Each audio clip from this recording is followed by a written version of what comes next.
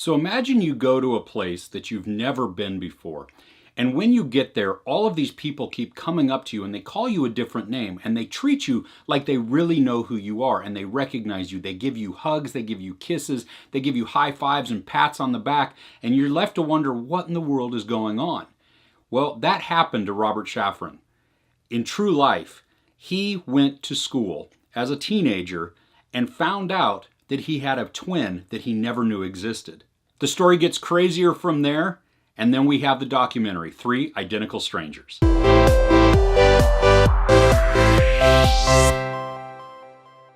The tale of two twins who were separated at birth made national news and national headlines. But it didn't stop there. Once these two guys were reunited and realized that they actually were twins, brothers, and had been separated at birth, once it hits the newsstands, a third one comes out. And it's just crazy. I mean, it's stranger than fiction, right? Because who'd have thought that three put up for adoption would be split up, raised by completely different families, and kind of within the same geographic location, and that they never found each other until they were 19.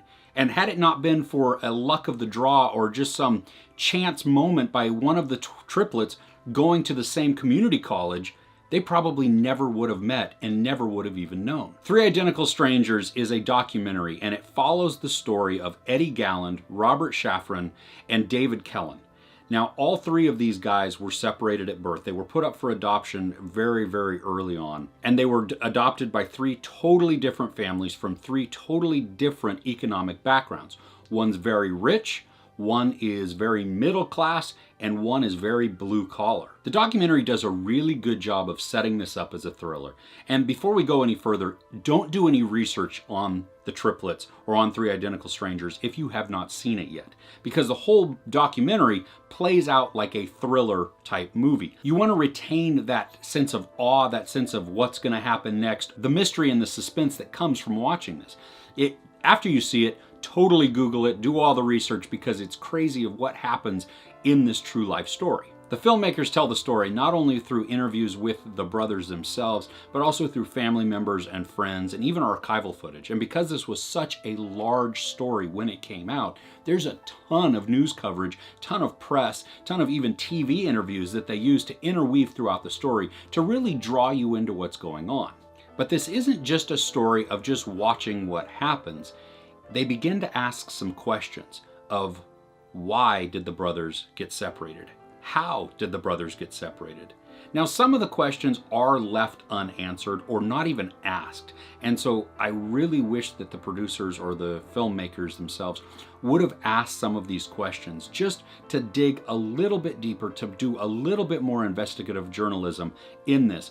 But as it stands, as the finished product, it was very satisfying to watch because it told me a complete story and I loved it. I was enthralled in it. I mean, I was just drawn into what's going on and then horrified about what I find out. If you like documentaries or even mysteries or thrillers, Three Identical Strangers is going to be totally for you. It satisfies all of those needs, all rolled into one. It is an amazing watch, and it is fun from beginning to end, even though the content may not be that satisfying, because it's true. What you're actually seeing happened to these people, and once you find out what does happen and what did happen, you kind of scratch your head and you go, oh my goodness, how many others did this happen to? There's no sex, nudity, or violence. There is some profanity. I give Three Identical Strangers 4.5 out of 5 couches. I'd love to know if you've seen it and what you thought about it down below in the comments. If you've done any research after you've seen it, share that as well. I'd love to see what you thought and how this really impacted you. If you enjoyed this review, give it a like. Don't forget to share and subscribe. I'm Chris. This is Movies and Munchies. Thanks for couching with me.